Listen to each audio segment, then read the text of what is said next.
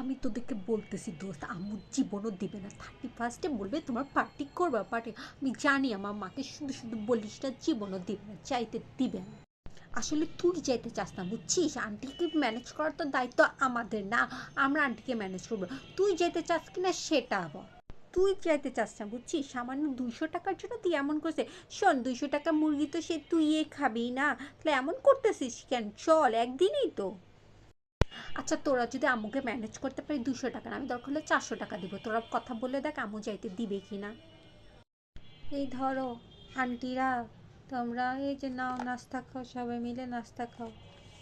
দোস্ত দোস্ত, আম্মু আসছে, বল বল বল বল। আমরা কি বলবো, তুই বল আন্টিকে।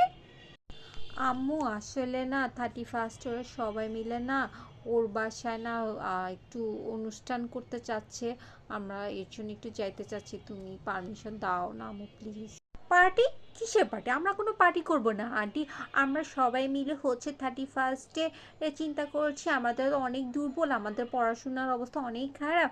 আমার হচ্ছে ম্যাথের অবস্থা অনেক খারাপ, আর ওর কাছে ম্যাথের সব কিছু আছে। এই জন্য আমরা সবাই মিলে পড়াশোনা করবো, এর জন্য যাইতে চাচ্ছিলাম।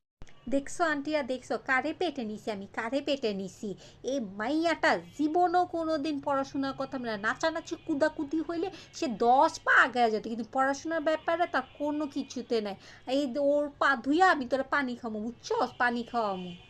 পানি তো আন্টি চিন্তা করে না, আমি আপনাকে 1 বালতি না, আমি আপনাকে 10 বালতি দিয়ে যাবো, আপনি প্রতিদিন খাওয়াইয়েন। এখন আন্টি আপনি বলেন, আমরা কি ওকে নিব আমাদের সাথে? ওর তো কোনো আগ্রহ নেই, তো যেতে চাচ্ছে না। এখন আপনি যদি বলেন, পারমিশন দেন, তাহলে আমরা ওকে নিয়ে যাব।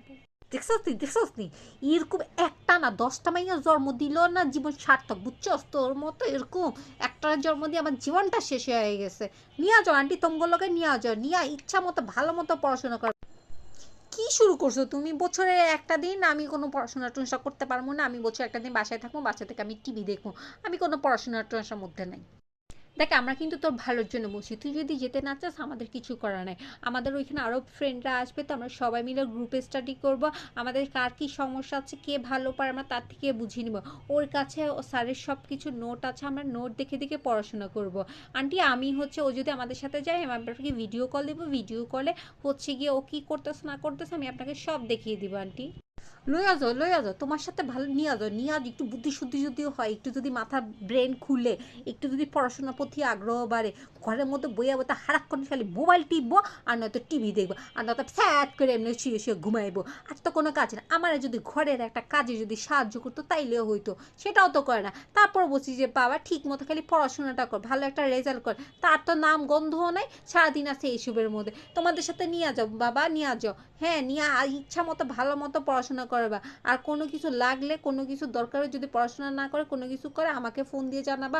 আমি বাসায় আসলে হাড্ডি গুড্ডি ভাইঙ্গা এক করে রেখা দিব। বুঝছিস, আন্টি আমাদেরকে পারমিশন দিয়েছে। এখন তুই আমাদের সাথে যেতে চাস? যদি যেতে চাস তাহলে উঠে রেডি হ। আমাদের সময় নেই, আমরা আবার সবাই মিলে হচ্ছে গিয়ে সব কিছু ডিসকাস করতে অনেক সময় লাগবে আমাদের। ঠিক আছে, তুমি যেহেতু এত করে বলতেছো, আমি তাহলে রেডি হয়ে যাচ্ছি ওদের সাথে। তুমি আব্বুকে তাইলে বইলো, হ্যাঁ। দেখছিস দেখছিস কীভাবে আন্টিকে রাজি করিয়েছি? বুদ্ধি থাকতে হয় বুঝছো, সেটা হলো বুদ্ধির খেলা। এখন আর তাতে দেরি করিস না। তুই বলছিস কিন্তু 200 টাকার জায়গায় 400 টাকা দিবে, বাকি 200 টাকা কিন্তু আমাদের বোনাস বুঝছস। হ্যাঁ হ্যাঁ দোস্ত, চল চল চল, দেখেছিস আমরা কিভাবে আন্টিকে রাজি করিয়ে নিয়েছি। দেরি করা যাবে না, তাড়াতাড়ি চল, তাড়াতাড়ি চল, তাড়াতাড়ি চল, সবাই মিলে তাড়াতাড়ি চল। হ্যাঁ, আমি তো চিন্তাই করতে পারি না আম্মু এত তাড়াতাড়ি রাজি হয়ে যাবে, দেখছিস। ও থ্যাংক ইউ দোস্তরা, থ্যাংক ইউ।